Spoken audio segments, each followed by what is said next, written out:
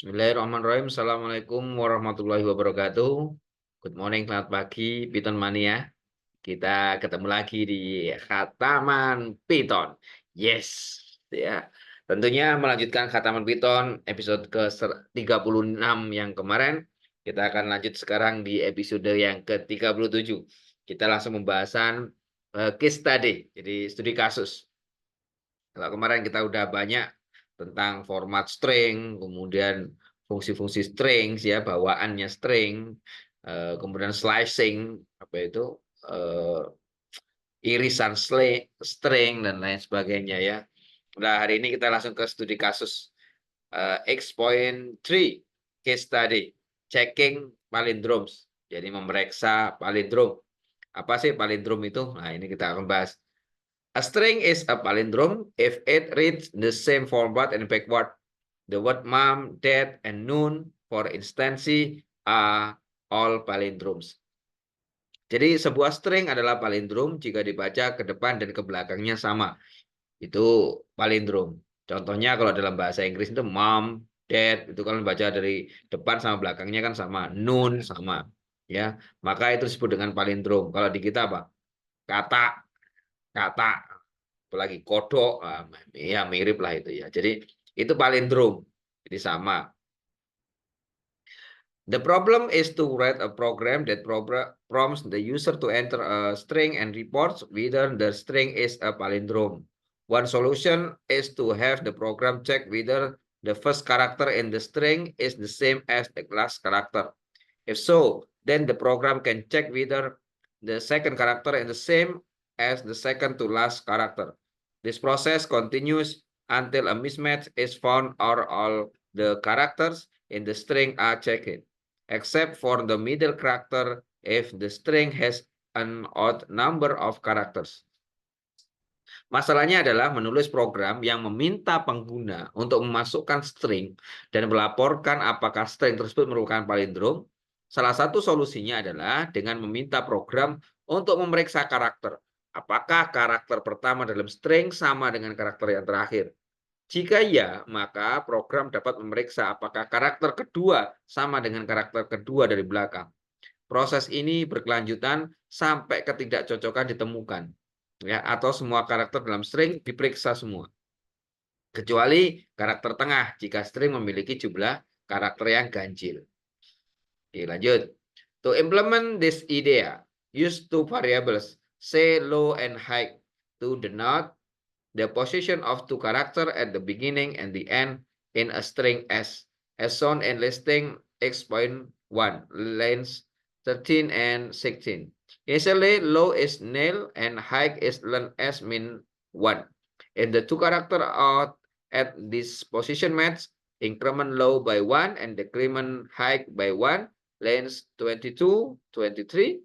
This process continues until low greater than equal high or a mismatch is found. Baik, untuk menerapkan ide ini maka kita gunakan dua variabel. Misalkan low dan high kita buat itu ya. Untuk menunjukkan posisi dua karakter di awal dan akhir dari string S. Seperti yang ditunjukkan pada listing 8.1 baris 13 dan 16. Awalnya low adalah 0 dan high adalah len dikurangi dengan 1. Jadi lennya panjangnya string dikurangi 1. Jika kedua karakter pada posisi ini cocok, tambahkan low sebesar 1 dan kurangi high sebesar 1. Maka baris 22 dan 23. Proses ini berkelanjutan hingga low lebih besar daripada high atau ketidakcocokan ditemukan. Baik. Ya. Jadi cuma gini aja. Cek palindrom, def main, input string ya, is palindrom, maka jika iya ini kan mengembalikan returnnya itulah mengembalikan true. Kalau dia benar maka palindrom, kalau dia not palindrom kalau salah. Nah, intinya di sini is palindrom di sini. High-nya ada variabel low, variabel high. Ya, jika low kurang high itu nilainya sama ya, maka tidak sama maka false. Jadi kalau sama ya berarti true ya kan. Low tambah 1, high-nya dikurangi 1. Baik. Seperti itu, nah, ketemu. Contoh noon is palindrom. Moon is not a palindrome. The program prompts the user to enter a string into S line 3, which uses the strip method to remove any starting and ending white space character, and then invoke S palindromes to determine whether S is a palindrome. Jadi program meminta pengguna untuk memasukkan string ke dalam S baris ketiga yang menggunakan metode strip. Nah, jadi artinya menghilangkan, menghapus karakter spasi di awal dan di akhir, lalu memanggil is palindrom untuk menentukan apakah S merupakan palindrom. Itu aja. Ya. Nah, ada strip. Nah, ini stripnya dihilangkan. Baik. Sekarang kita lanjut ke subbab 8.4 X.4 case study. Jadi studi kasus lagi, converting hexadecimal to decimal. Section 6.8 illustrated a program that convert a decimal number to hexadecimal format. How do you convert a hex number into a decimal? Jadi studi kasus kita adalah mengkonversi hexadesimal menjadi desimal. Kebalikannya ya. Pada bagian 6.8 yang lalu kita menggambarkan program yang mengonversi angka desimal ke format hexadesimal. Bagaimana cara mengonversi angka hexadesimal menjadi desimal? Nah, di sini caranya. Diberikan sebuah given a hexadecimal number HN, HN-1, HN-2 ya, sampai H2, H1, HO. The equivalent decimal value is jadi diberikan bilangan hexadesimal, maka nilai desimal ekivalennya adalah sesuai rumus ini. HN Pak. Oh.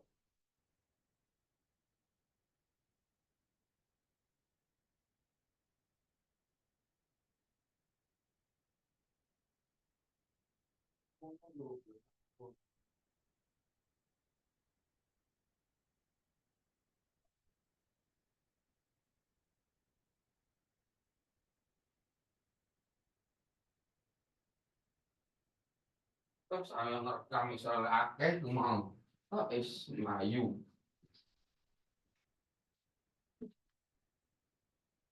Oke, ada biasa. Ada sedikit gangguan di rumah saya. Oke, baik kita lanjutkan. The equivalent decimal value is, nah itu ya rumusan HN kalikan 16 pangkat N, HN-1, HN1 kalikan 16N pangkat min 1, kemudian HN-2 kalikan 16N pangkat min 2, dan seterusnya ini. For example, the hex number AB8C is, maka misalkan bilangan heksadesimal AB8C adalah, maka 10 kalikan 16 pangkat 3 tambah 11 kali 16 pangkat 2 tambah 8 kali 16 pangkat 1 dan tambah 12 kali 16 pangkat 0. Maka jawabannya 43916. Ya, di situ. Our program will prompt the user to enter a hex number as string and convert it into a decimal by using the following function. Program kita akan meminta pengguna dan memasukkan angka heksadesimal ya sebagai string dan mengkonversinya menjadi desimal dengan menggunakan fungsi berikut, yaitu def hex to decimal hex. Nah, jadi ini menggunakan fungsi hex to decimal dengan masukkan heksadesimal angkanya itu.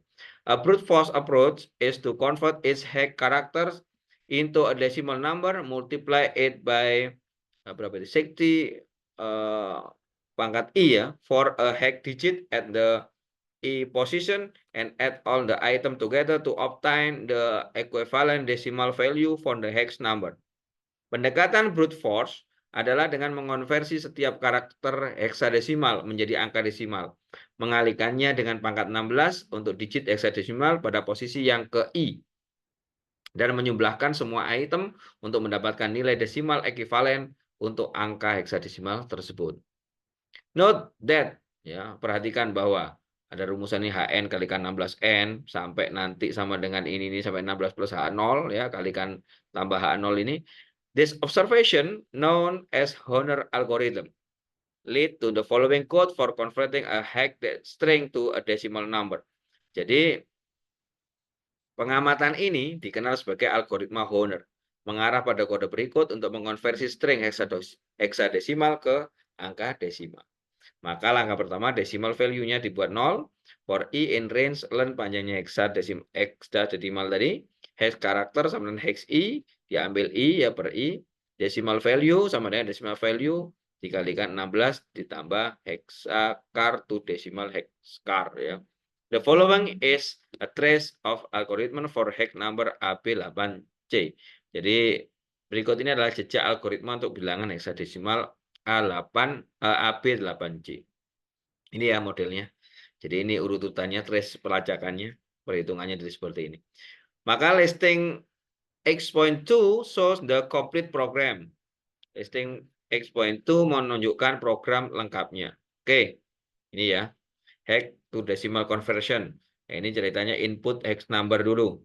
Kemudian decimal, hex to decimal, hex titik upper, jadi dibesarkan semua. Kemudian F desimal sama dengan 0, maka incorrect hex number. Jika tidak, maka decimal value for hex number adalah decimal ya. Maka hex to decimal rumusnya ini.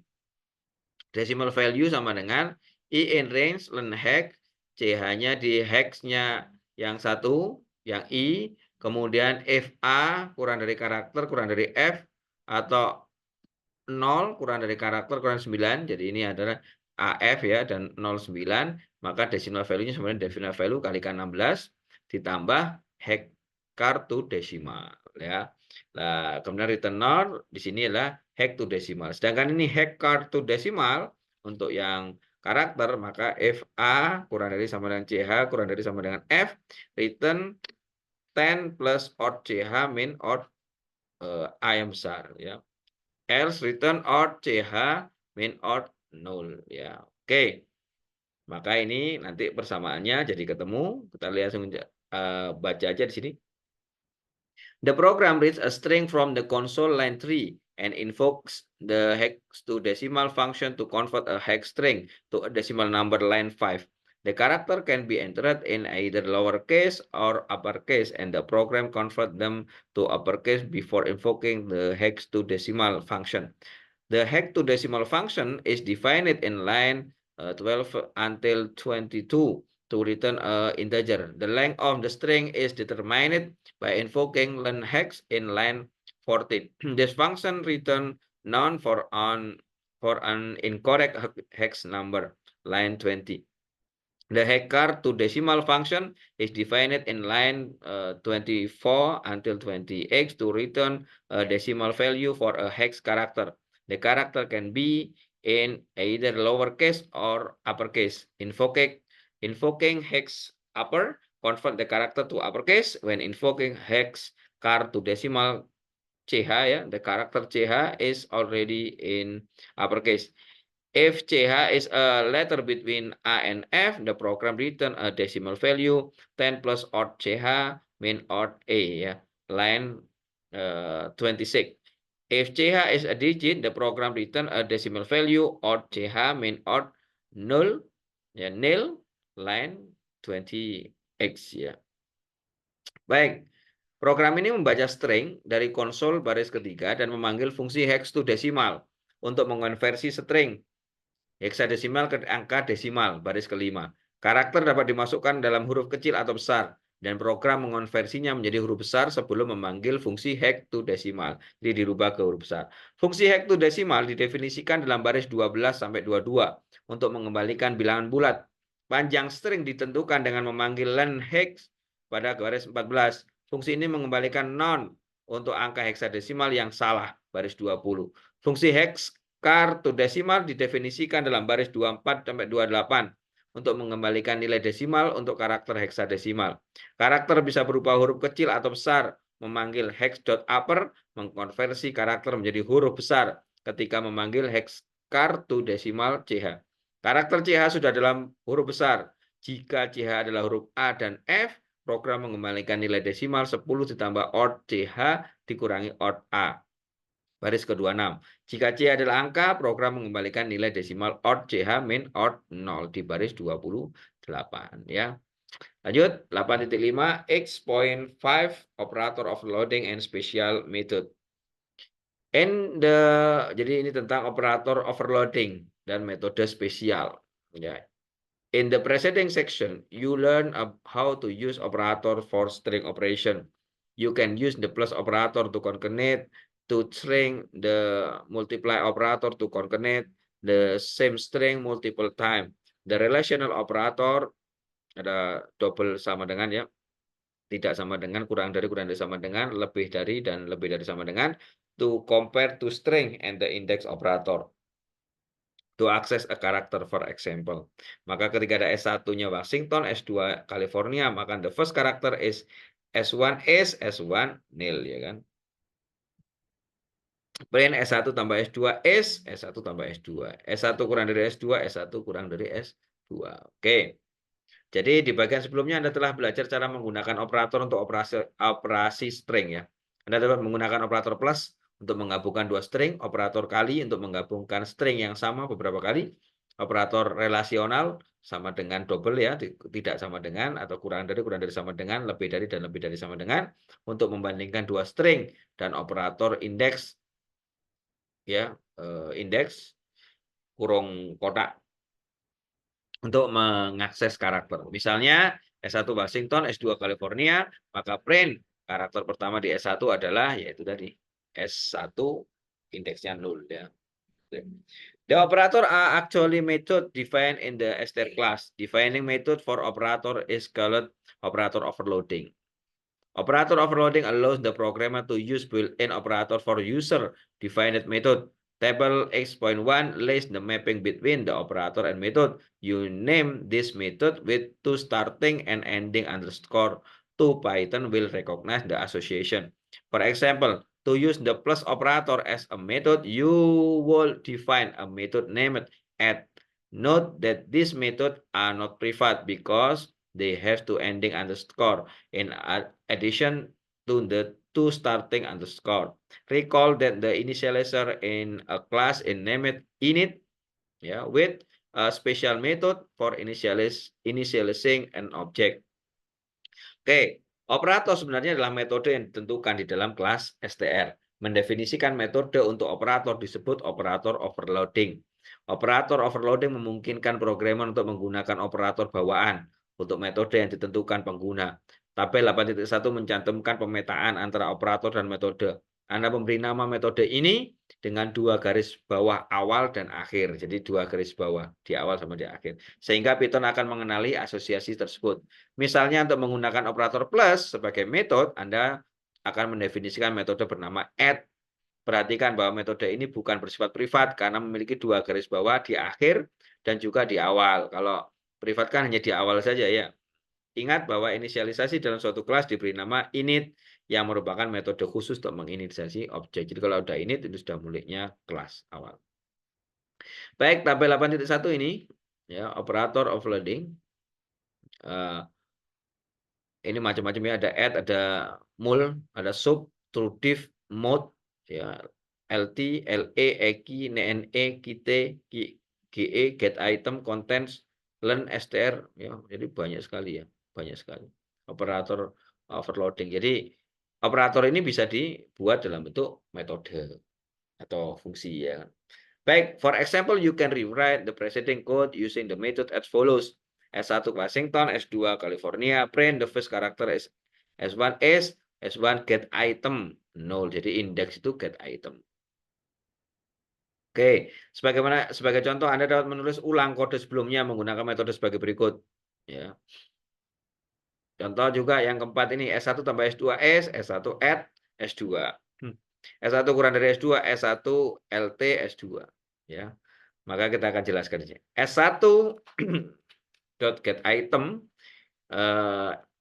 is the same as S1 nil index ya 0. S1 add S2 sama artinya S1 tambah S2.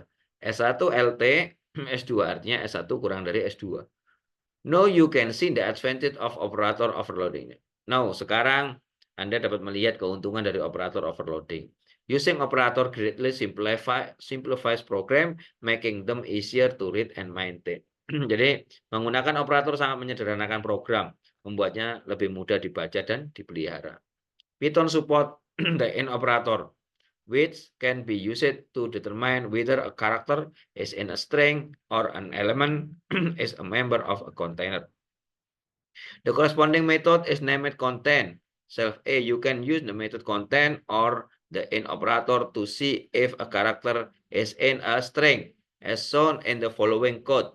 S1 Washington, print is W in S1, W in S1. Print is W in S1, S1 content W ya. Jadi Python mendukung operator in yang dapat digunakan untuk menentukan apakah suatu karakter ada di dalam string atau elemen merupakan anggota dari suatu wadah. Metode terkait diberi nama contents, self, E. Anda dapat menggunakan metode contents atau operator ini in untuk melihat apakah suatu karakter ada dalam string seperti yang ditunjukkan dalam kode berikut. Jadi WN S1 itu sama dengan S1 titik content W. WN S1 S1 is the same as S1 dot content W. Jadi W in S1 sama dengan S1 titik contents W. Jika if a class defined a learn self method, Python allows you to invoke the method using a convenient syntax as a function call. For example, the learn method is defined in str class, which return the number of character is a string. You can use the method learn or the function learn to get the number of characters in a string, as shown in the following code. S1 Washington, S1 Washington, print the length of S1 is learn S1. The length of S1 is S1 learn.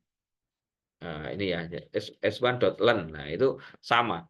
Jadi, jika suatu kelas mendefinisikan metode learn self ya, Python memungkinkan Anda untuk memanggil metode tersebut menggunakan sintaks yang mudah digunakan sebagai pemanggilan fungsi. Misalnya, metode learn didefinisikan di dalam kelas str yang mengembalikan jumlah karakter dalam string. Anda dapat menggunakan metode learn atau fungsi learn untuk mendapatkan jumlah karakter dalam string seperti yang ditunjukkan dalam kode berikut. Ya, jadi seperti ini. Jadi bisa pakai fungsi learn ini atau S1.learn. Jadi metode seperti ini. Maknanya adalah learn S1 is the same as S1.learn. Learn S1 sama dengan S1 titik learn.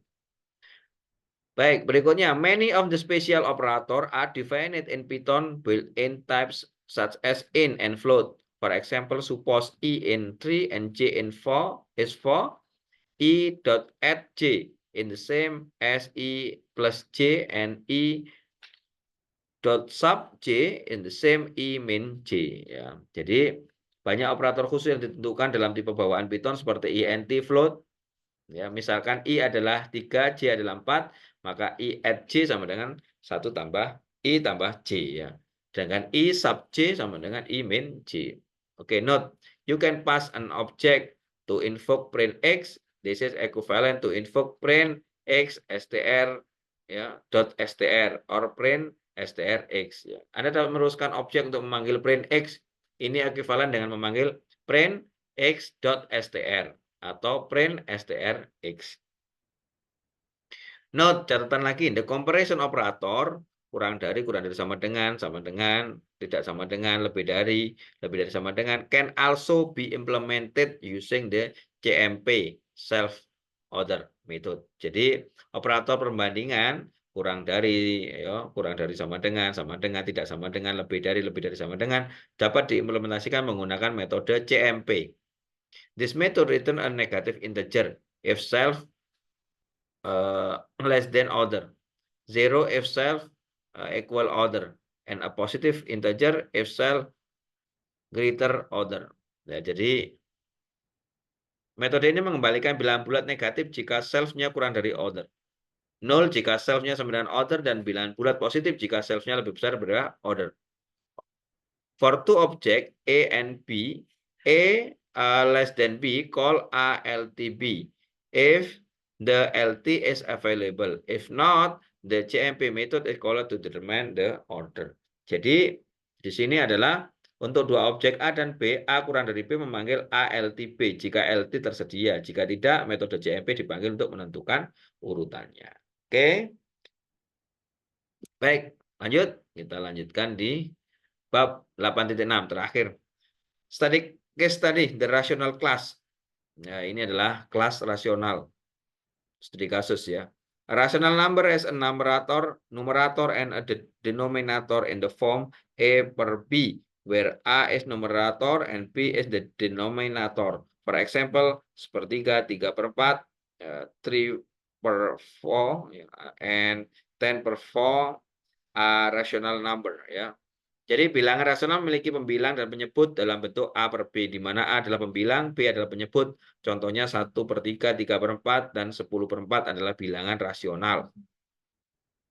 A rational number cannot have a denominator of nil, but a numerator of O is fine. Every integer E is equivalent to a rational number. E per 1 rational number are used in exact computation involving fraction. For example, 1/3 equal 0.333, ya. This number cannot be precisely represented in floating point format using data type float. To obtain the exact result, we must use rational number. Bilangan rasional tidak boleh memiliki penyebut 0, tetapi pembilang 0 tidak masalah. Setiap bilangan bulat I sama dengan bilangan rasional I bagi dengan I 1. Bilangan rasional digunakan dalam perhitungan eksak yang melibatkan pecahan, misalnya sepertiga. Ya, artinya sama dengan 0,333. Angka ini tidak dapat direpresentasikan secara tepat dalam format floating point menggunakan tipe data float. Jadi, untuk mendapatkan hasil yang tepat kita harus menggunakan bilangan rasional. Jadi kalau dalam float aja nggak tepat ini, yang kurang pas. Python provide data type for integer and floating point number, but not for rational number. This section show how to design a class for rational number. Jadi Python menjadikan tipe data untuk bilangan bulat dan bilangan titik mengambang, floating point maksudnya, ya, bilangan floating point, tetapi tidak untuk bilangan rasional. Bagian ini menunjukkan bagaimana mendesain kelas untuk bilangan rasional. A rational number can be represented using two data fields, numerator and denominator. You can create a rational number with a specified numerator and denominator, or create a default rational number with the numerator nil and denominator 1. You can add, subtract, multiply, divide, and compare rational number. You can also convert a rational number into an integer, floating point, value, or string. The UML class diagram for the rational class given in figure 8.9. Bilangan rasional dapat direpresentasikan, ya, menggunakan dua bidang data, pembilang dan penyebut. Anda dapat membuat bilangan rasional dengan pembilang dan penyebut tertentu, atau membuat bilangan rasional default dengan pembilang 0 atau penyebut 1. Anda dapat menambah, mengurangi, mengalihkan, membagi, dan membandingkan bilangan rasional.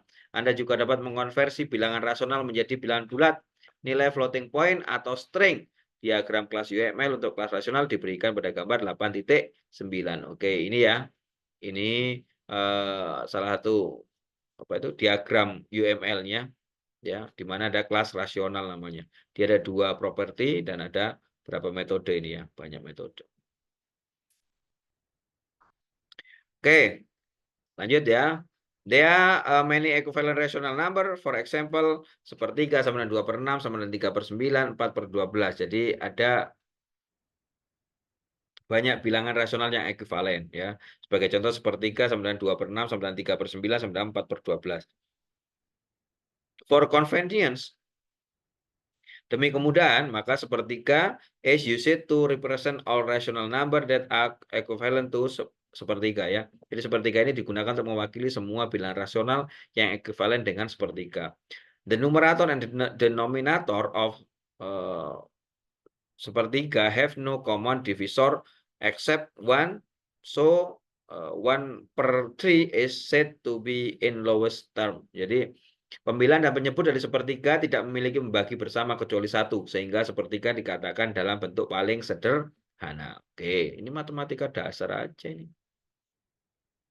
To reduce a rational number to its lowest term, you need to find the greatest common divisor, GCD, of the absolute values of its numerator and denominator, and then divide both numerator and denominator by this value.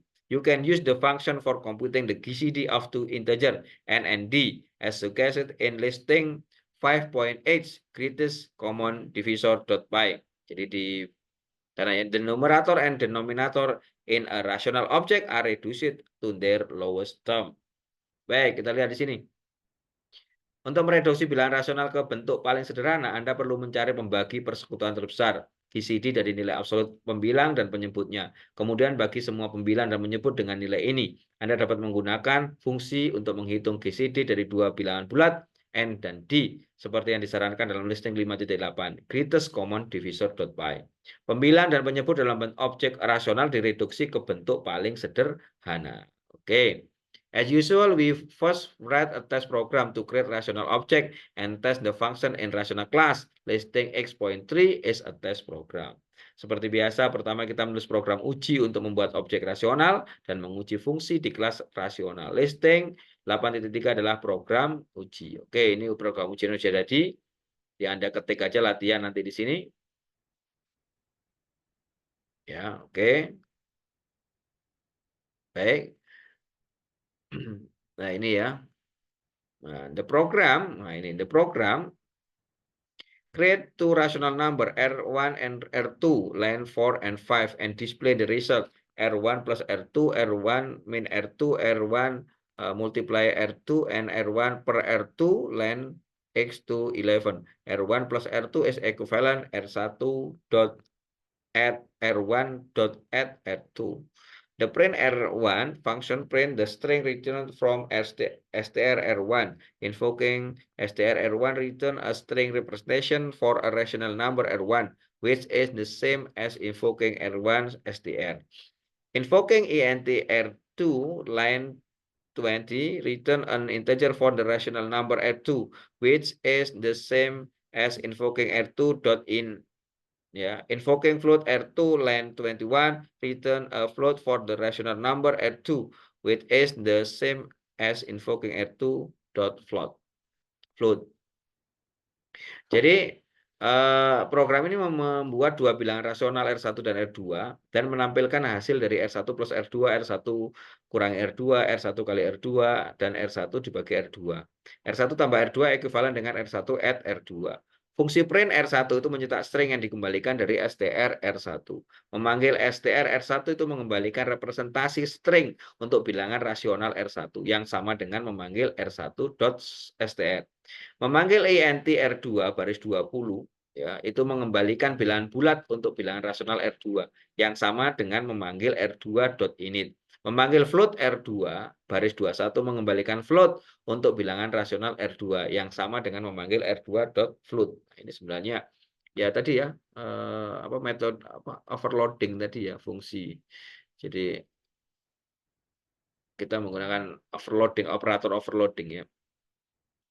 Kemudian invoking R2 nil line 23 is the same as invoking R2 dot get item nil ya, which return the numerator from R2. Memanggil R2 baris 23 sama dengan memanggil R2 get item 0 yang mengembalikan pembilang dari R2. Maka the rational class is implemented in listing X.4. Jadi kelas rasional diimplementasikan di listing 8.4 ini. Ini rasional kelasnya. Jadi dipecah panjang. Wow. Oke. Baik, kita lanjut aja ya. The rational number encapsulated in a rational object internally a rational number and represented at its lowest term line 4 to 6 and the numerator determined in its sign line 4. The denominator is always positive line 6. The data field numerator and denominator are defined as private with two leading underscore. Bilangan rasional itu dienkapsulasi dalam objek rasional. Secara internal, bilangan rasional direpresentasikan dalam bentuk yang paling sederhana. Baris 4, 6. Dan pembilang menentukan tandanya baris 4. Penyebut selalu positif baris 6. Bidang data pembilang dan penyebut didefinisikan sebagai privat dengan dua garis bawah di depan. Oke. The GCD is not member method in the rational class, but a function defined in the rational module. Ya, rational.py.